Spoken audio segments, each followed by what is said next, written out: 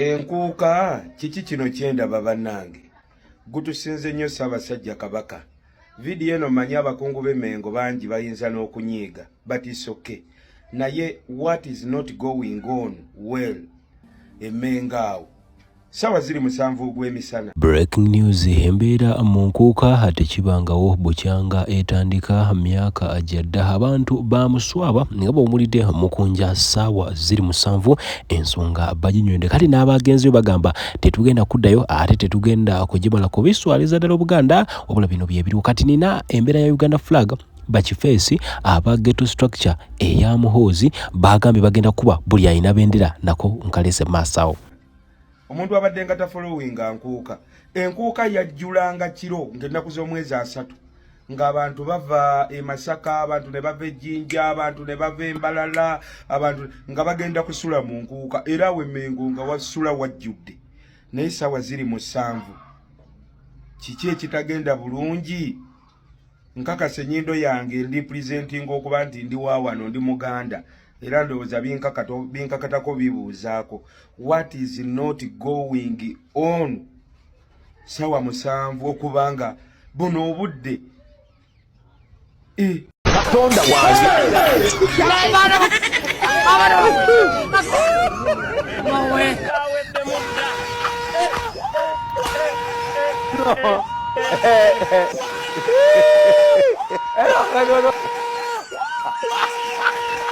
Wano nzizena mfuna sanyu naye kati sitamu imba ku passport wa kumira zeba sitamu kyekigana okola batwaka kujo ebintu yakali twala okimanyi byabano no sikirabanga ko nkuuka kufaanana bweti okuva mbaawo mujja kukiwulira ffe twakitegeererawo ne mwana kati muli mu kuswaza bwa kabaka waffe kati gwe muli mu kutyoboola ffe twawadde tusobola linnyayo nammwe mu nkuuka mujja kukiwulira essaawa zino zaatuuka ng'ekiri mu nkuuka kifumba si kisaanikire naye kati ku ssaawa yakaakati sooka otunulirira beekiriyo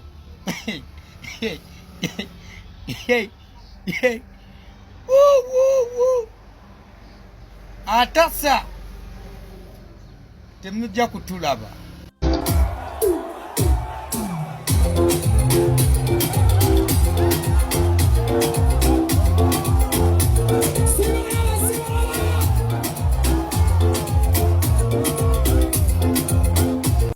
Katika mawuli yetu bw'oba omanyi nti kati wenye edduuka ly'otaddemu fulaga simanyi ofulaga bagenda kulimba. Bamuyita Major Kuteesa nga ono y'omu ku bakulira ghetto structure era nga bano ba NRM abagamba okujja obwavu mu ghetto. Bano mu video eno aboogera ngera basuubiza okuba buli Munnayuganda n'okumunyagula bizinensi oyo ayinako Uganda flag. Bano bagamba nti ekyo kikola kiweebulira ddala eggwanga ne Uganda flag. Njagala ompe komenti wabula wuliriza ebigambo byabwe wano wakulu nnyo. Okutandika enkya ssaawa 6 abakuma fireworks ayina fulaga tugenda kufumba buli ayina fulaga buli mumula wefulaga kumabitumibwa iwala fulaga ssaawa 7 Meja okutandika n'enkya n'abasirikale bagambe Mwana mulekerawo neyo gamba mbu simanga mujjako fulaga ku bizimbe. Fulaga mbadde mayi fulaga za nsi yaffe. Fulaga nsi yaffe mba ndi presentinga nsi yange. Ate ne fulaga ngano gikwata.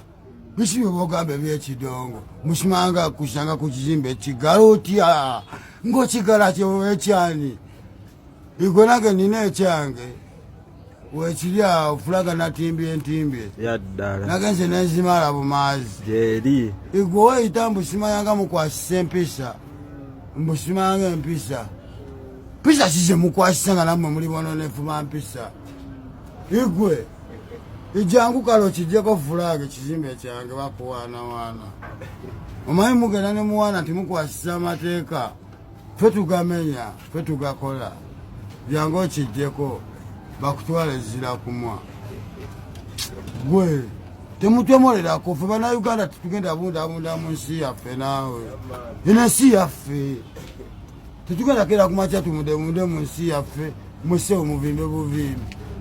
ungonomese fulaga mbade mayimba njagala nsi yange newekera ku machane njiteka ku mubiri gwa bwenje kuwata tune njiteka ku mubiri gwa mbwe ogenda jinsi jako mwate mutumanyi ate nnyo style eyo nammwe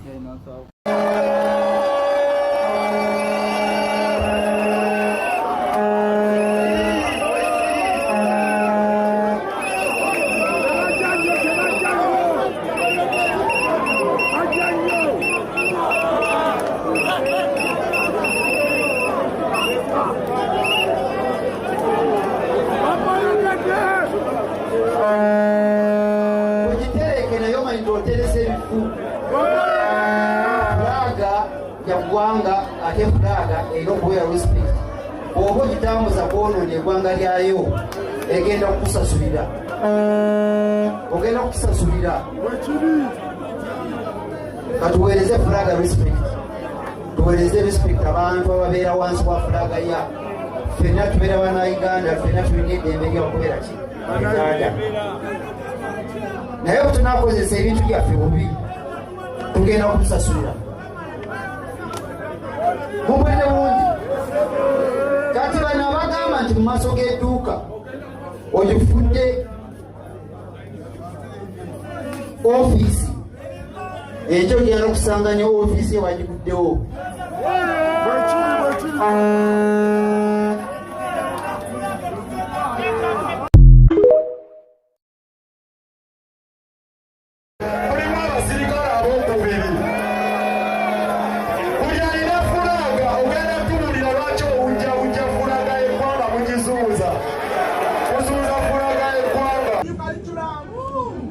banaye nga tusimbula njagala kikatiriza bendera yange wamanya njagala kikatiriza baganda bange mwena bannayuganda betulina mwe wano n'abo abatulaba kwe tuli eggwanga ne bweru w'eggwanga kano ke kabonero ak'eggwanga lyaffe kana akabonero ka bendera mukeyagaliremu mukaagale mukaweesa ekitiibwa mukawe ekitiibwa mukagaza abaana bammwe mukenyumirizeemu gano ge maanyi eno si mundu lino si jinja kano kabonero kakwagala gwanga omuntu yenna yenna ayagala obbawula n'eggwanga lyammwe ajja batiisa okwagala eggwanga lyammwe ajja kuna kwagala obbabonereza olw'okwagala eggwanga lyammwe tuze tukibagamba tewali kiraga bwannannyini ku uganda nga bendera ya ggwanga so funa bendera y'eggwanga beera nayo mu nnyumba gyagaza abaana bo beera nayo mu bizinesi yo beera nayo ku mulimu gwo era munnayuganda yenna akulaba ng'oyagala uganda tekiraga nti oyagala saidi eno oba oyagala saidi eno wabula oyagala uganda uganda yenyaffe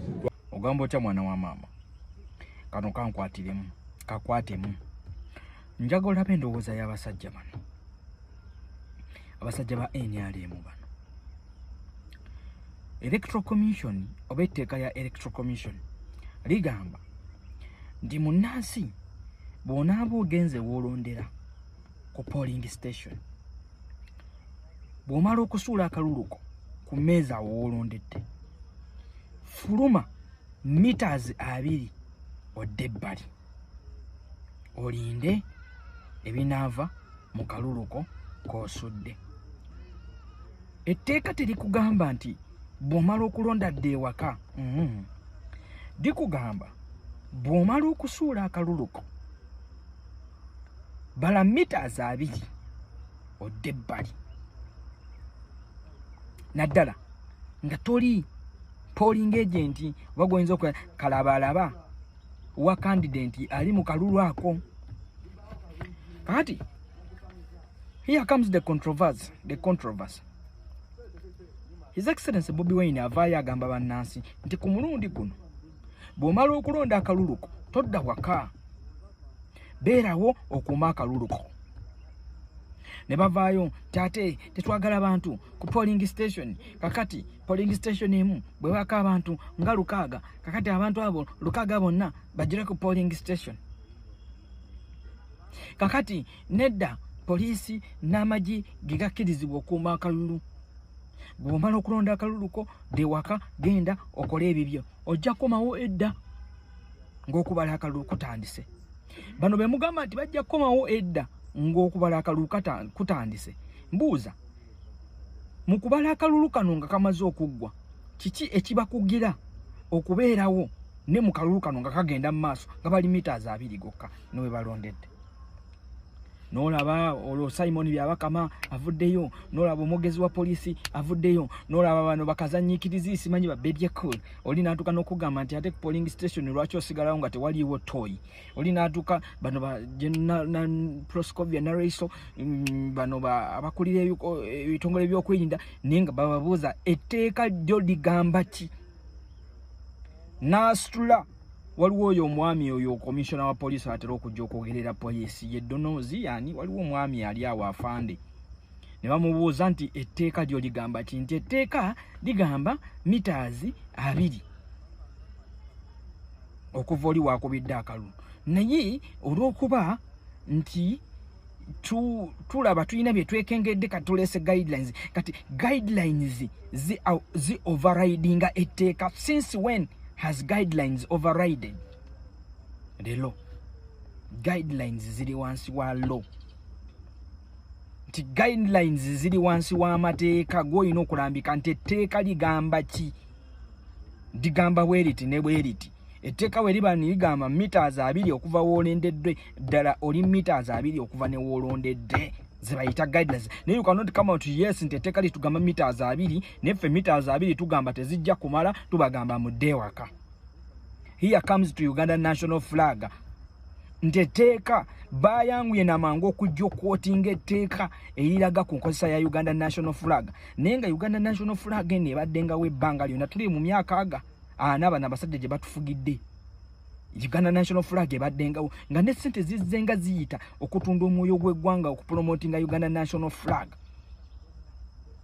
Naye nga tebasobola yadde kuyimirira ne bagamba bannayuganda bannansi mutandika okukwata flag kubanga ekimu ku promotinga patriotism kwe kwata flag yo nobeera proud of your flag. Kyovola n'oba odduse emisinde n'owangula okubya endoodi n'owangula obuuze n'owangula osobomekereza bakuwadde flag y'eggwanga lyo. How do you promote your national flag? Bwano bayanguye mangu okwotinga etteeka nti unnaye kakati bw'okwata national flag olina okusooka okusaba olukusa ewa Minister of Justice. Olw'okuba balabye nti ku luno ani yakulembeddemu omugendo gw'abannayuganda okwettanira national flag nti His Excellency Kyagulanyi. Etteeka ligamba nti etteeka ligana munnansi okuba flag nti nedda terimugaana kasita abeera nga agiwuubye mu bulungi titagisuuyise